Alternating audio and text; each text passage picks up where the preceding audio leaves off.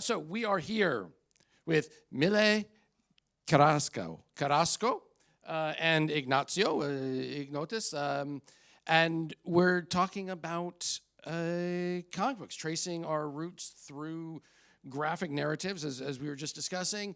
Now you're from Chile. Yes, born in Chile. And grown up in Sweden. Okay. And ended up here in Lithuania. And find out that there was this guy, Lithuanian guy, changed the game in Chile. And and it's a very intriguing story about a scientist of Lithuania 200 years ago who actually made a difference in many ways. And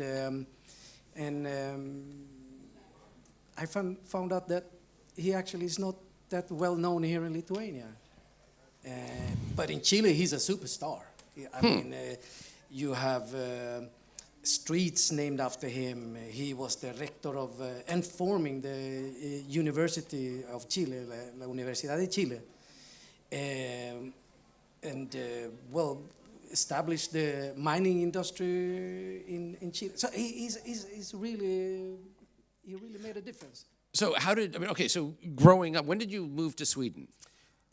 We came to Sweden 74 after a queue in Chile. So okay. So how old were you then? I was like 4 years or something. Okay. So just kiddo. So I've been growing up with comics, and I always had that childhood dream to become a cartoonist. And now it's the time. Perfect. So all right, you're born in Chile. You moved to Sweden when you're 4. Do you go back often? No, it was a while ago. It was more frequent before the COVID. Sure.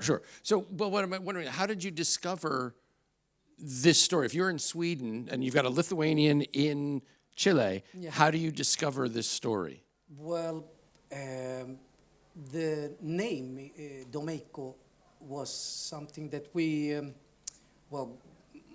that was brought to me from my mom, actually, and she's a teacher. So it's about education and all that. So he was a sabio, they say in Chile, a walking institution,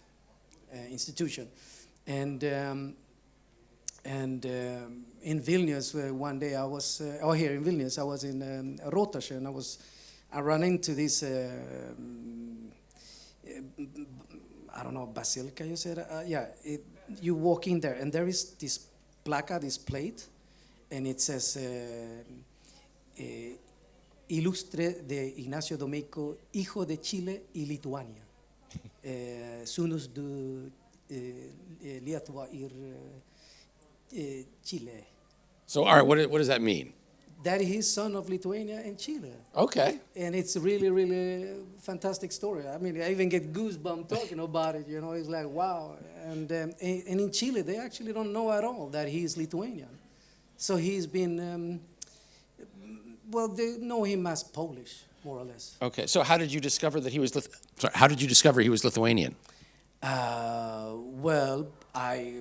Knowing that, and I guess my mom also thought that he was Polish too. But then I started digging into it, and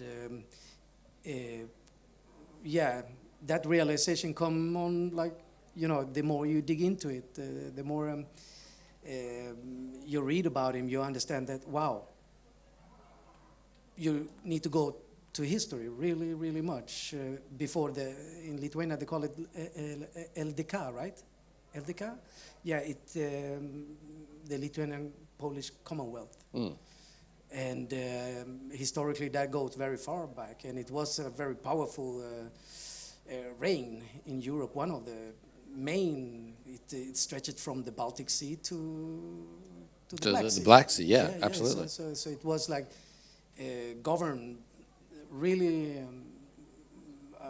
prosperous culture with the versatile influences, and very also intriguing to have that part. So you can probably deep very into And yeah, from that, I guess,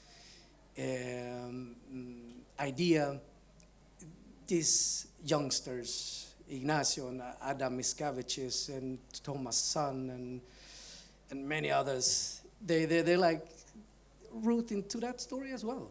And yeah, very, very. So, all right, well, we'll come back to Ignacio, but so now let's get your story. You started drawing at a young age. Yep.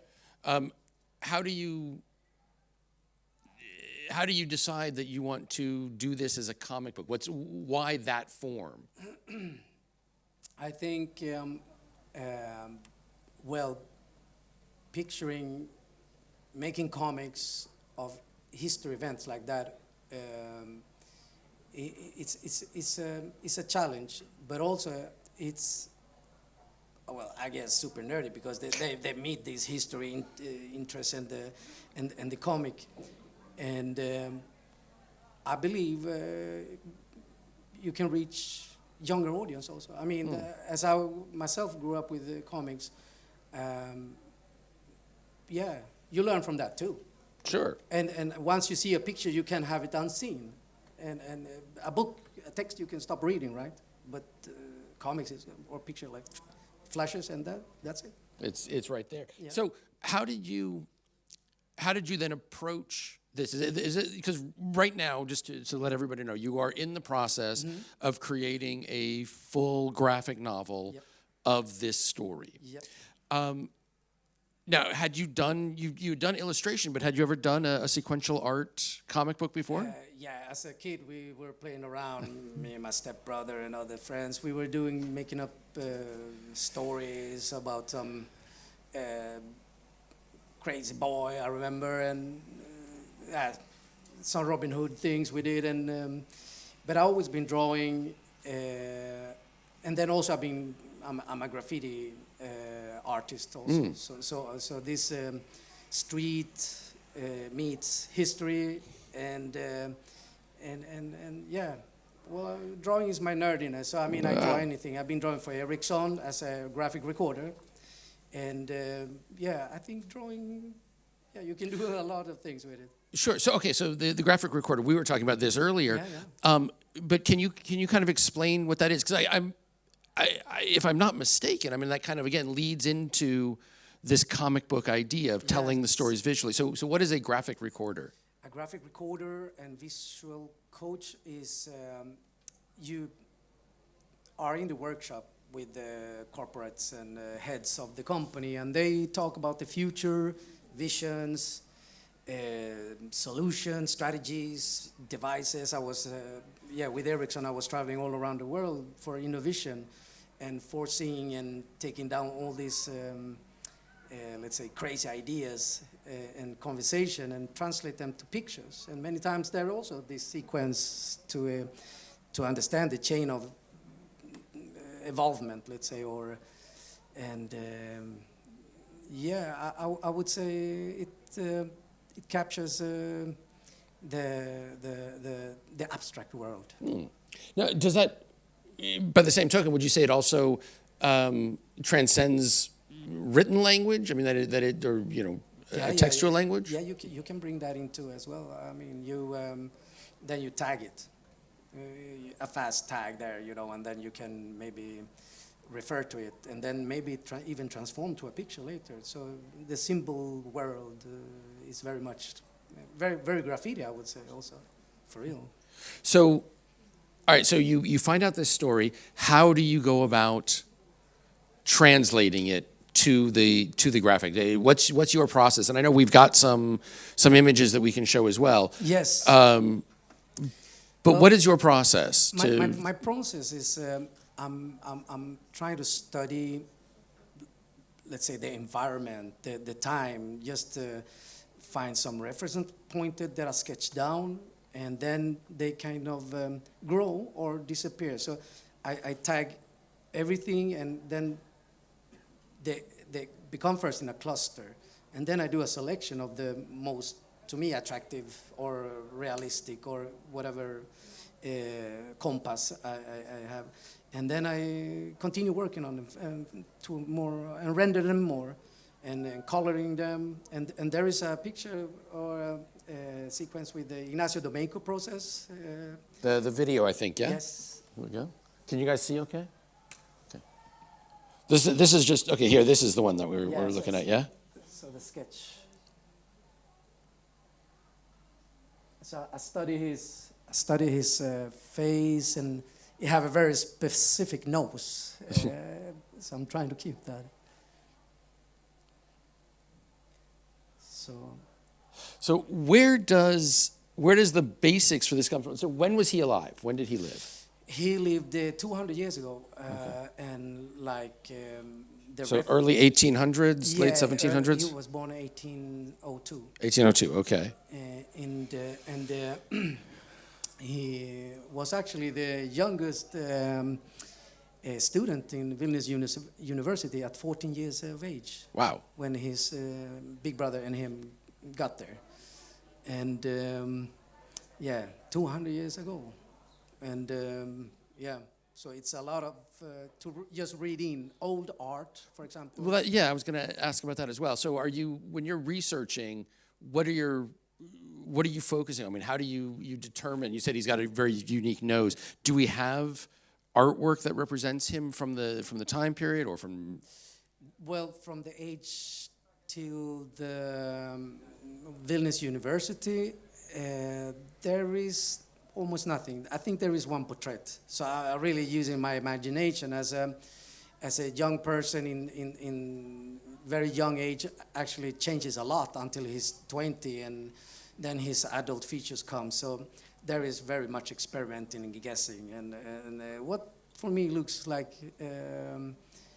let's say appealing, but then also I try to give him also let's say more adventurous look. Because it's very spare material to work from to illustrate the portrait. So at the same point, then, are you looking at contemporary art to kind of base your, say, clothing designs or Yes. facial hair features and things like that? Yes, there is this let's say picture of all these guys, Ignacio and Adam Miscavicius from the Filaretes, and there was a secret society in Vilnius, and they were pictured on this, and well, he looks a little bit older than 23, I would say, but I think they gathered what they had. Sure, but I mean, I think back then a lot of people looked older. Oh yeah, I think there was very much of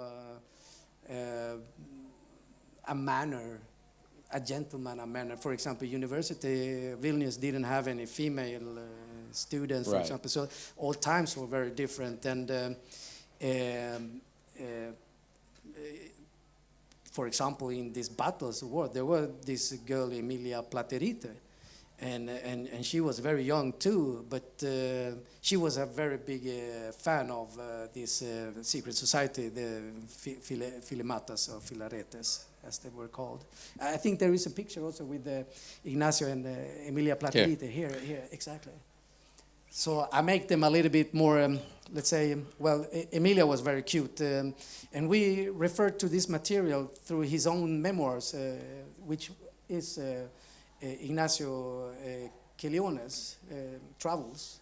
So we added the adventures to it also to give it also this all other stories about these generals, the farmers, the family and their manner, where they come from, and so we try to, let's say, make them a little bit more up to date in that sense, but still keeping the essentials with the costume and all.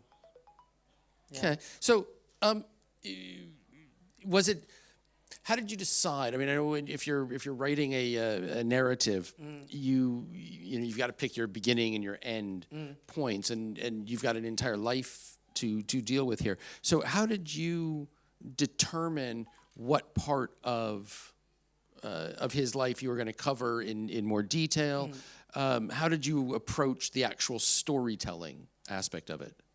Yes, we look into his memoirs, first of all, and we segmented more or less in 3 parts. So his adolescence to his time in the Filaretes and his exile to Paris. So he was in Paris as well. Yeah, he okay, was. so And in Paris, he was meeting up with celebrities of that time, people from his memoir, Bakunin, the father of anarchism, you know, and Wagner and Franz Liszt. And, I mean, in those times, everybody went to Paris, I guess. And there he continued studying, and he was all the time with this Adam Mickiewicz. They were he had this Thomas and Adam. They were very, very close friends, and a bunch of more, which were these Filaretes. So this secret society continued, and that is the second part in Paris, all around that period after the uprising, 1831, and after that he got an offer in Paris where. A job offer from some mineralogist or geologist from Chile who was frequently traveling to Europe, and he got a request from the Chilean government to find somebody, like, we need to get going with our minerals because Chile is like crazy mineral place. And so he had that mission. And he went to the university, Sorbonne, I guess, because that's where he was studying. And there he went to the teacher and asked who is the star of the students. And there is one guy, you know. So they went to him and gave him the offer, payment and everything. And Ignaco, he's like, I can't believe this. I'm like, wow.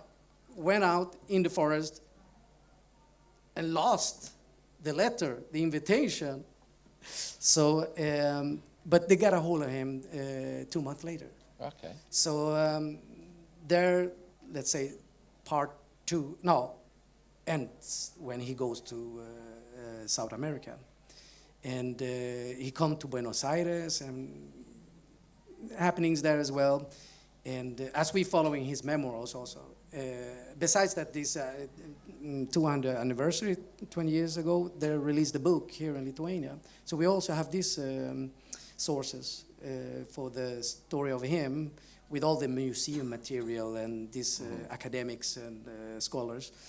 And they wrote this book where also is a good source of information and picturings and artifacts from those times.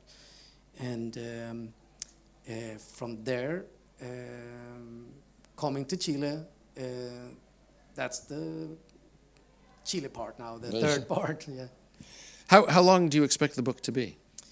Well, we hope to. This startup is from autumn last year, so that we started to research and building a concrete concept around it. And the picture's been since January, and now we are on making all the panels, the story, putting everything into place, because there is so many stories around it that you want to picture also about those times, and so. Right. So how do you pick? I think we decided to keep the story to him, mainly first of all to him, and in Chile there is I would say another sort of sources, as he's a celebrity in Chile. He's very, very famous. This guy, he has a dinosaur named after him, Domeicosaurus. There is a comet named after Domeico. There is a Cerro Domeico. There is a town Domeico, Calle Domeico, mineral or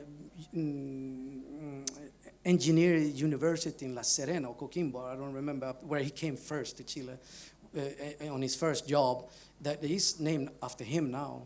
And wow. So he's super famous. So it was a little bit surprised when talking to some Lithuanians here, like, Ignaco, sounds Lithuanian. Oh, I heard it before. Sounds.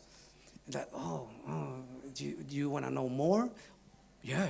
So it's like it's catching. So, sticking in the same idea, how faithful are you to the story as opposed to taking creative license, creative freedoms to make the story say more dramatic or to propel it along? Where do you find that line? Well, well, my partner Ruta Mikilaite, she's really she's the one reading Kelionės. She's having the language because I don't speak Lithuanian, and so we process all that. And then I talked with my brother, who also is working with the manuscript, and so there are, well, how we go to it, I think it's good to add some action to it. Sure. I believe, because according to the reading, he seemed to be very dry. In his text, But I mean, he's a scientist, but yeah, his nerdiness is like very fascinating. I mean, in Chile they say it's no idea to turn any more stone because you can't find anything. Domeikos already did. Okay, Yeah, so that's how. Yeah. And he was in all fields. I mean, he kind of studied in. Yes, becoming in Paris, he became this. His mission became to become specifically a mineralogist, and getting to Chile, he tapped into it, and he have this way of. Study things and learning education. So he actually implemented a totally new, free, open-mind science to Chile, and Chile was a just born nation, and they needed this, let's say, craftsman and knowledge there. So it was very welcomed. So after 2 years in Chile, he job time expired. And then from that, he were more or less sure that he were going to return to Europe. But then he also got a new offer for forming La Universidad de Chile. And he accepted and stayed, and became fully educated in his fields. And very super interesting to read, and that is very documented in Chile. Being a rector in Chile University for 20 years, so he had very well, there in Chile it comes to that part where it actually becomes very personal for me. I was going to ask. So, what's the connection? How do you identify with him? Do you? I would say. What draws you to the story? Yeah, very much this, that besides being this absolute scientist and his so much wish to know more, he saw the indigenous people, the Mapuche people, which I also have roots from on my dad's side. And he was actually the first person to recognize them from this colonial point of view. And he made that to his second mission. And he wrote a very thick book. It's called La Gente de la Araucanía. And it's the people of the Araucanía, which was a region after the Biobío River, where the Spaniards never came over, because it was a stronghold for the indigenous people. They never penetrated there. So he made that trip to get to know these people, and with, many people giving the advice not to, so it's very intriguing. And also, there I have connections with the university people in Chile and mining people from the industry that are also now being opened up for this. His book, and it's very interesting. That is very close to me also in that sense to tap into. So now, are we going to cover that in this book, or is that book 2? That's part 3, I would say. Part 3. Yes. Okay. So I mean, at this point, it sounds like the book is going to be Yeah. fairly long and fairly comprehensive. Yeah. What is your ultimate goal? What do you hope that writing this book and publishing this book, because you're publishing it yourself, yeah? Yes, we're a self-publisher and legit comics. It's us, and that's our mission, to make this and be informative about this out. So what do you hope is the outcome? What do you hope to that this achieves? I hope, as I said, in Chile, they think he's Pole. And that would be nice to bring that story in, but also, in general, more what he did.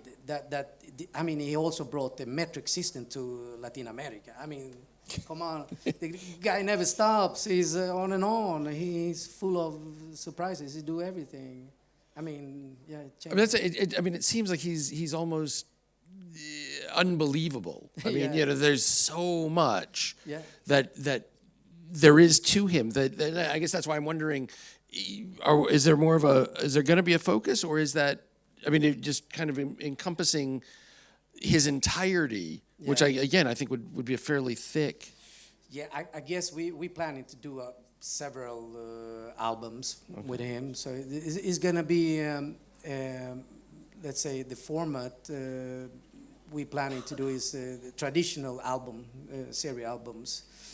But it is in these 3 parts. And I guess I have my inspiration and style from Colto Martese with Hugo Pratt and Giro drawing Blueberry and Incal and all this. So the different schools, both European and else. So, yeah. So would these be your influences? Yeah, very much, as I would say, and art in general. I mean, I'm open. I think like Giro, we have versatile styles, So I think it's. But we will try to keep this historical story in its manner with the same luster and style. Do you think the story resonates today? I mean, obviously it's a historical piece, but do you think that there's a modern component that modern kids can take something from it? I very much think so, and like they say about him in Chile that and elsewhere that his deeds are very used today in the industry of mining and all that, but also telling the story about this uprising and this.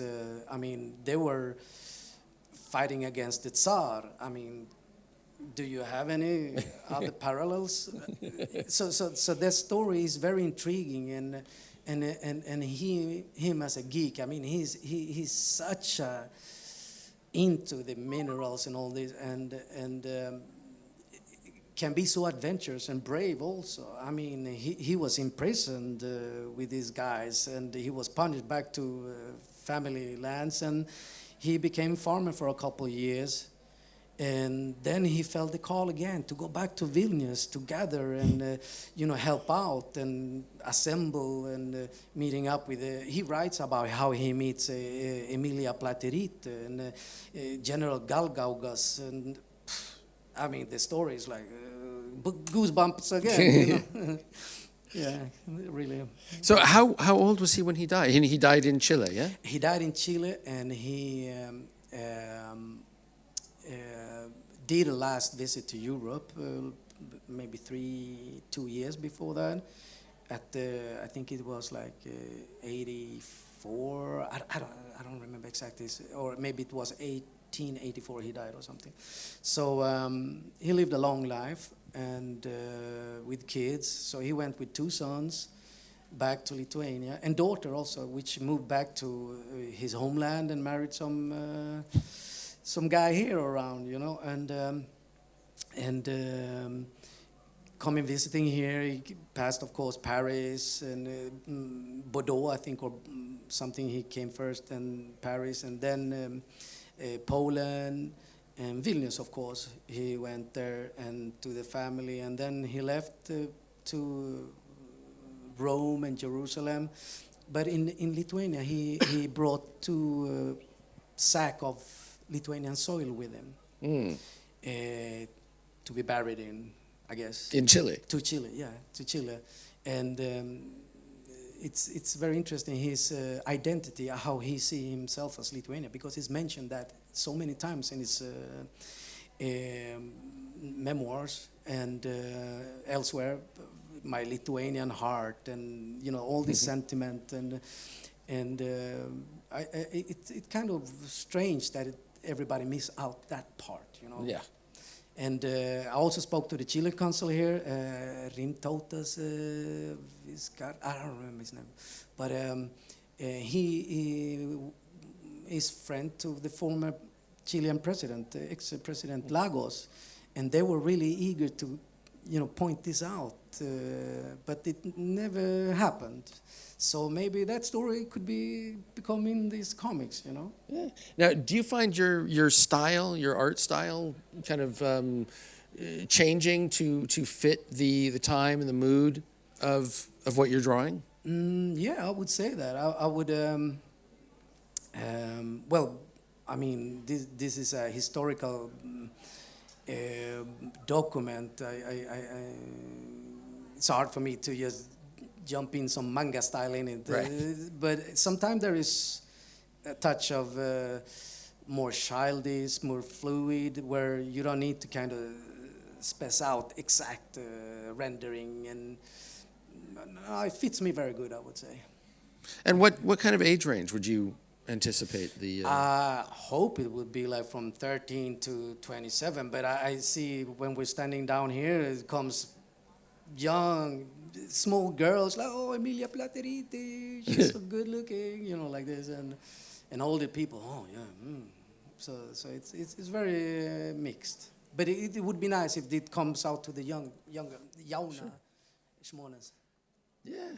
Does anybody have any questions?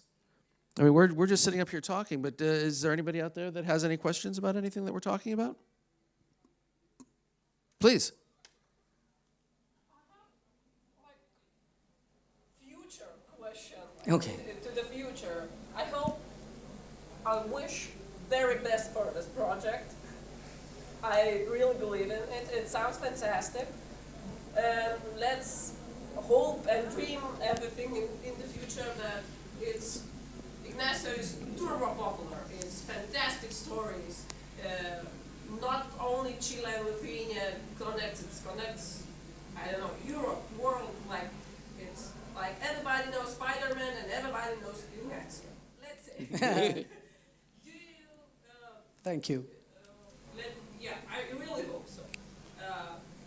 Maybe if it would be such a great success, would you think about similar but different stories, about unheard heroes, not Lithuanian heroes, but some historical heroes which are not so popular, because we know some historical persons and we can name on the fingers, and here this also the example when some people know but very small amount of people know very great, very spectacular people in our society, especially in, let's say, smaller countries or not so popular countries, let's say. Because we know French people, Germany people, American people, but we do not know Lithuanian people, Chile people, Latvian people, maybe some Asia countries. And so my question would be, would you, if it was success, and if somebody said that we saw your work, we have a story, would you be interested in making Yeah, absolutely. And the point is, with Legit Comics, this comic production that we have and publishing is to tell historical events There's another story we've been just brainstorming about the book smugglers of Lithuania, and this is very prominent roots here, and it wow, the excitement in that. I mean, the what a cliffhanger! I'm saying. Yeah. So, just wait. So of course there are so many stories. And I hope, as this is a startup, I'll get into it and come to a final, and then afterwards we're gonna look into even more stories. That is like amazing. Just stories that haven't been heard or highlighted, but also create own stories about, putting in more narrative into it and emphasis, because Ignacio, he's in UNESCO as a world citizen. Yeah. Well, have you, during your research, and that was a great question, by the way. Thank you. But during your research, have you come across other stories that you've gone, oh my God, that's great, I'm going to set that one aside because...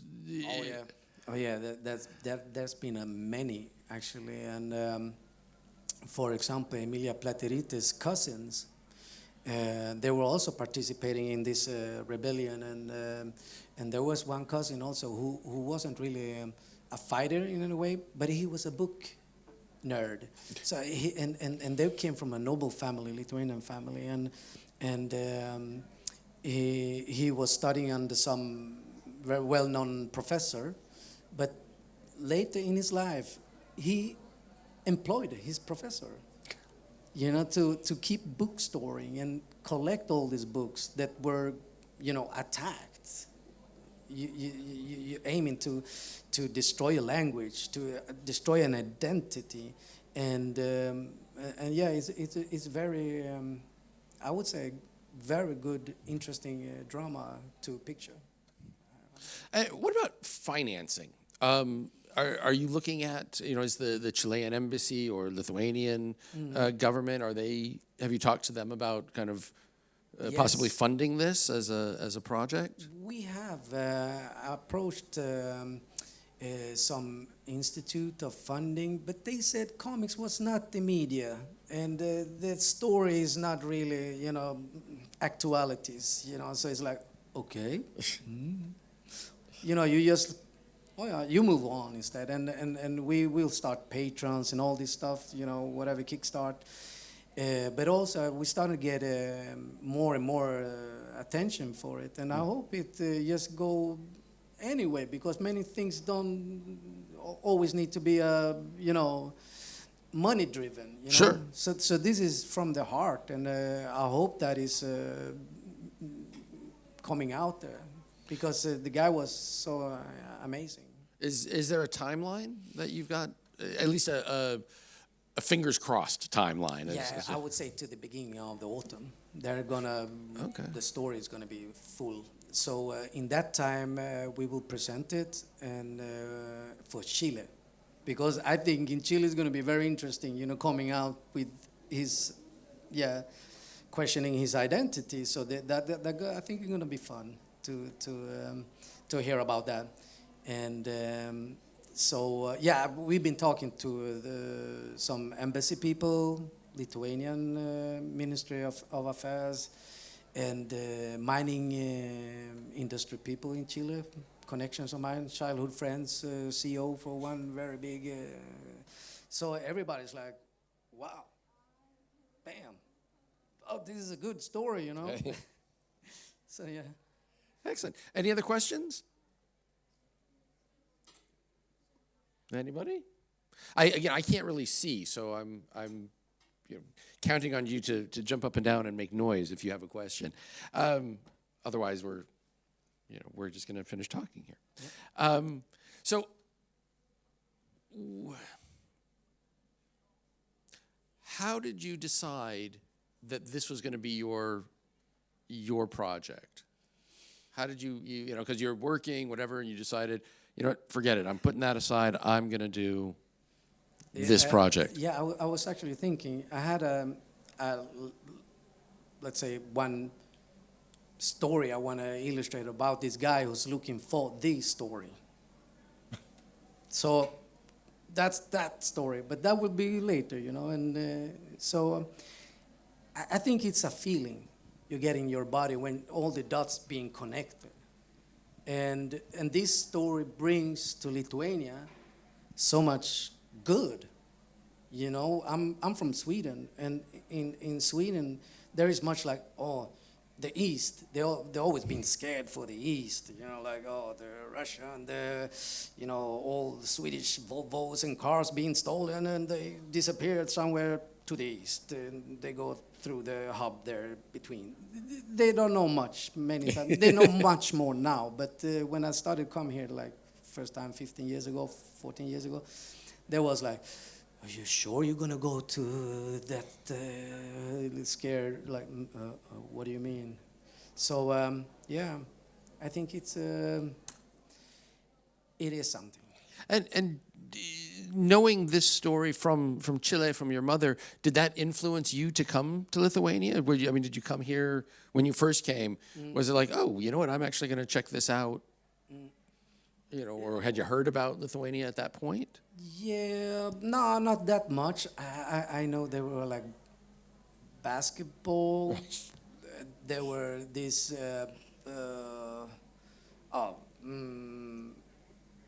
good-looking women. You know, the standards. Right. You know, but more than that, no. A friend of mine had a restaurant, and I was working in the music industry then. So, and Ericsson, and then I was invited to start DJing, and I came here, and I was like having super fun, and then I liked it more and more, and then, like I said, I ran into this art piece on the wall there up above Rotusche, and they're like, wow. But it took time to process and to end up into this project. So, but it's been very, very, very like intriguing all the time. I never lost the spark. It was there all the time. Is it just something you think about kind of 24/7? You're always, you know, sketching and coming up with ideas and noting script notes and. Yeah, I think about other things too, of course. Well, of course. But my nerdiness is drawing, of course. So it's very, when you have and know your nerdiness, you can really relate to anyone who is a nerd. I mean, so, and comics is like a perfect nerdiness for so many people. So why hesitate, you know? So, perfect. Yeah. Thank you guys for coming. Thank you. Thank you, and we look forward to seeing the book come out. At Čilę. Proszę.